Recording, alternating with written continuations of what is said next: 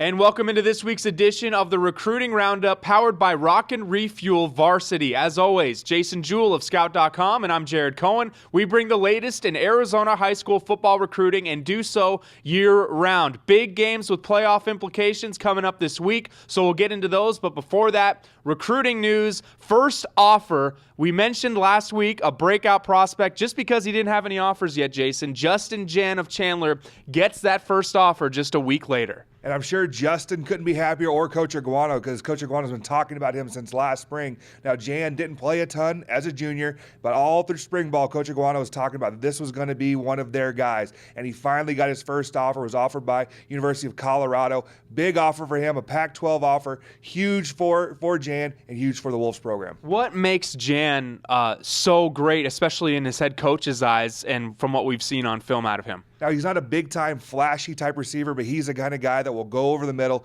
do the little things right. He has sure hands. He's Chandler's leading receiver, and he's got good size. He's about 6'3" and weighs 185 pounds. And being a leading receiver with that much talent around you is very telling about this kid. So congrats to Justin Jan. Another first offer, Ryan Kelly, a breakout season for him. The quarterback out at Basha picks up his first offer from a local school. Yeah, Arizona State offered Kelly, and he is only a sophomore. I saw him a few weeks ago when Basha played Westview, and I was very impressed. I thought the kid had BCS level talent. I didn't think that he would get a BCS offer this early, but good for Kelly. He's an emerging prospect and a guy that has a chance to be one of the top prospects in that 2017 class. A couple more guys from the Southeast Valley picked up some offers. UW has come to town, and they offered two of the best. Yeah, I'm hearing they're going to have a few more offers out here pretty soon, but they offered Garrett Rand, the big D tackle, out at Hamilton, and Chase Lucas, the do-it-all guy at Chandler High School. Both got the UW offers. Both are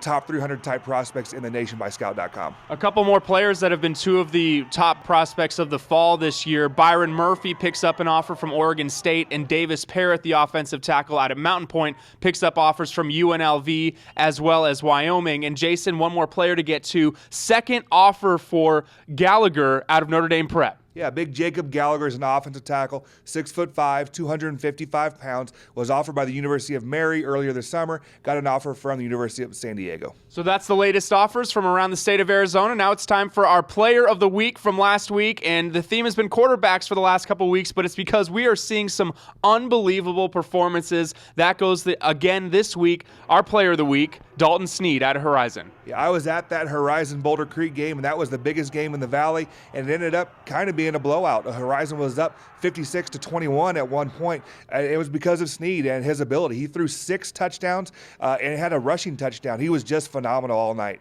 Now, speaking of Dalton Sneed, the first game we're looking ahead to this week is Week 9 is here. It's unbelievable that the season is practically over, the regular season at least. Dalton Sneed, Brian Lewerke 2.0. The two met last season. It was a shootout and an amazing game, one of the best in Arizona last year. The rematch is this weekend. Well, let's hope it's the rematch, because Lewerke sat out last week's game against Mountain Ridge, had a broken finger, and they're saying it's going to be a game-time decision if Lewerke's going to play. But if Sneed and Lewerke face off against each other, it's going to be a great matchup. Last year, you and I were both at that game. Going to be a good one on Thursday night. Could be another shootout, and it's a game that whoever wins is going to be in the driver's seat for the section title. The next game is going to be on Friday night. We keep mentioning Moon Valley because they are still undefeated, and they have another undefeated team that they face this week. They go up against a great quarterback in Emmanuel Gant over at Tempe. Yeah, this is a game that I'm going to be at.